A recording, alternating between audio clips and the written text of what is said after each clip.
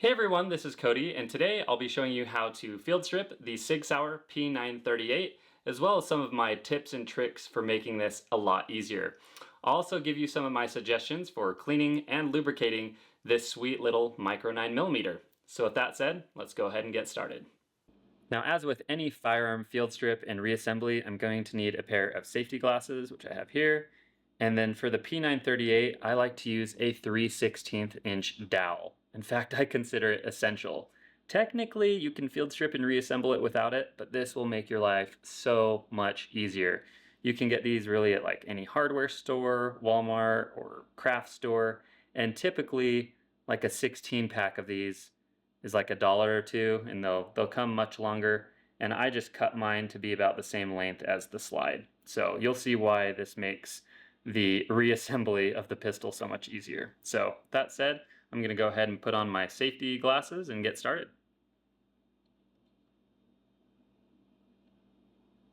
The first step is always to perform a safety check. So first of all, I'm making sure that the pistol is on safe, and it is. And next I will remove the magazine and make sure that there are no cartridges in there. And of course that is empty, so I can go ahead and set that off to the side. And then I'm going to lock the slide to the rear and just make sure that there are no cartridges in the chamber. Visually inspected that and it's empty. So the pistol is clear, it's on safe, and I am ready to proceed. This micro 9mm is loosely based on the M1911 design, which is why it looks so good, right? But unlike the 1911, it does not have a barrel bushing near the muzzle, so that saves us a few steps. But like the 1911, it does have the little notch in the slide, and that is what we align with the slide stop lever to get it apart. To remove the slide, this little cutout in the slide needs to be aligned with a little nub on the slide stop lever. And once those two are aligned, the slide stop lever can actually be removed and come out. So there's a couple ways to do this. Typically what most people do is they'll pull the slide back and align that nub just like that, and they'll try and pull this piece out from the front, or they'll try and get a screwdriver under it. Don't do that because you'll mar up the frame. The other way to do it is to push on it from the other side, just like you'd be pushing on a pin in a frame, and have it pop out that way. The way that I like to do it is a little bit different, and you do risk pinching yourself, so be careful, but I like to just hold the slide back with my thumb, and while I'm doing that, I like to just reach inside the slide and push it out. Just like that. So you can see I pushed it out a little bit, and now I'm ready to remove it. That to me is a lot easier, and now I'm ready to take the slide off. Now the ejector on the inside kind of gets in the way, so to take the slide off I just push it all the way back and let it slide home. There we go, and you can see the ejector right there. It just moves down and forward, but there we go, the slide is now off. Next, I'll finish the field strip by carefully removing the recoil spring, because it will pop out at you if you don't get a good finger on it. There we go, let the spring tension off there. And now I can simply remove the barrel. There we go. So just real quick, I wanted to show that notched cutout in the slide there.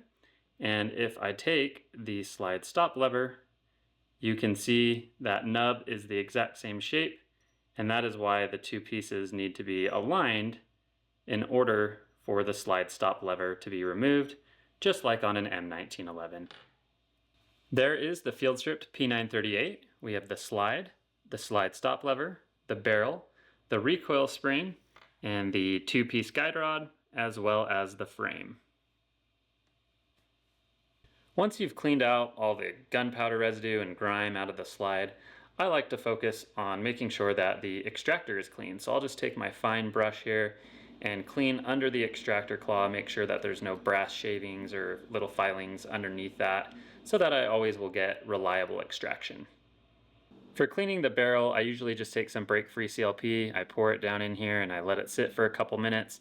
Then I take one of my favorite products on the planet, a Hoppe's Bore Snake, 9mm sized of course in this case, and I run it through just a couple times.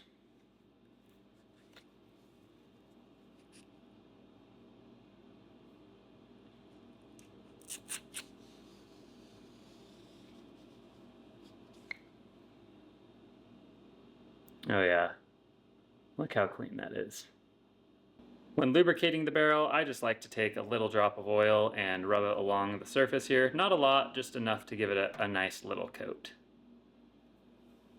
Now you can see this link on the bottom of the barrel. Just like a 1911, the slide stop lever goes through that link to keep the whole pistol together. So this is an area where you can see a lot of rubbing and wear going on. So this is actually one of the few parts that I apply a very light coat of grease to, just to make sure that I get good lubrication in there.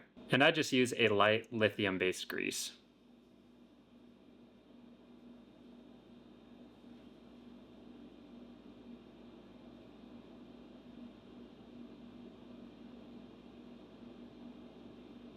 The guide rod is 2 pieces. It shouldn't come apart. It should be Loctited in from the factory. And what I do to maintain this, I just take a very light amount of oil and I just spread it along the guide rod. I don't want to attract a lot of grime or dirt onto the guide rod, so just the tiniest amount of little oil, I just spread it around. Assuming you've cleaned out the slide, the last thing I like to do is just take a drop of oil down each rail to make sure that the slide motion is nice and smooth.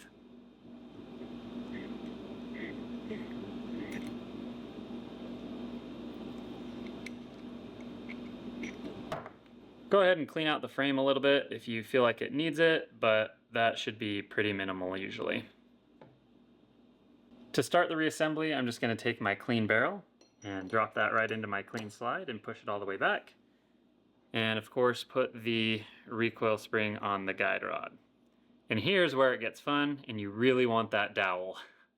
If you want to try and reinstall the recoil spring and guide rod by hand, you can. Obviously, you just put it in its place in the slide and start compressing the spring. But what you'll notice is it starts to slip and go side to side, it flops around and bends.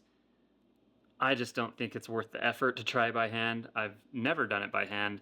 The 3/16 inch dowel is a lifesaver, and this is not my idea. This has been mentioned several times online and it really does work. So you just slip it through the front of the slide all the way up against the guide rod, and that's going to keep the recoil spring straight as I compress it. So now I can just start pushing that in all the way until I get it to fall into position where it should be, just like that. A $1 little dowel really makes life so much easier. I have one of these in my range bag out here at the workbench. It just makes working on the P938 so much easier. Now with the recoil spring and guide rod back in, I just need to make sure that when I reassemble the pistol that the slide stop lever, that linkage goes through the barrel. So you just have to be careful on that step. You'll see when you go to put the slide back on the frame that the ejector is in the way right here. So the ejector actually has to be pushed down for the slide to go over the top of it. So I'll just take the slide and slip that on. And I'm going to run into the ejector there, as I mentioned. So I'm going to push that down with my finger and have the slide go over the top of it. And I'll move it all the way back, and there we go. If there's any part of the reassembly that could go wrong, it's probably this step here, because as you'll remember, the slide stop lever needs to go through the link in the barrel to keep everything together. And you'll notice actually, as I pull the slide back, the barrel moves with the slide. That means that linkage is back here, not up here where it needs to be. So if I put the slide stop lever in right now and I lined up the cutout on the slide and dropped it in there, it would actually be in front of the barrel, not through the barrel. And that is definitely not what we want. So again, as I pull back on the slide, the barrel moves with it, and that is not something that we want. So what I'm going to do is I'm actually going to pull the slide back with my thumb, but I'm going to hold the barrel in place here with my left index finger so it can't move. So I'm going to hold the barrel and I'm going to pull back on the slide like that. All the way back. There we go. And now you can see that linkage right there through the hole. If I push it back, I have the round section of the linkage, and there's the other part. So that's exactly what we want. And now I can go ahead and slip the slide stop lever through there So I'm going through the frame, through the barrel into the other side of the frame just like I want, but I'm not going to push it in all the way because I don't want to scratch up or mar the frame. So what I'm going to do first is I'm going to line up the cutout with this rear area here, and then I'm going to lift the slide stop lever so I don't scratch my frame. And now I will line up the little nub in the slide stop lever with the cutout and the slide and push it in. Just like that. And that is how it should be. Pistol is now back together and good to go.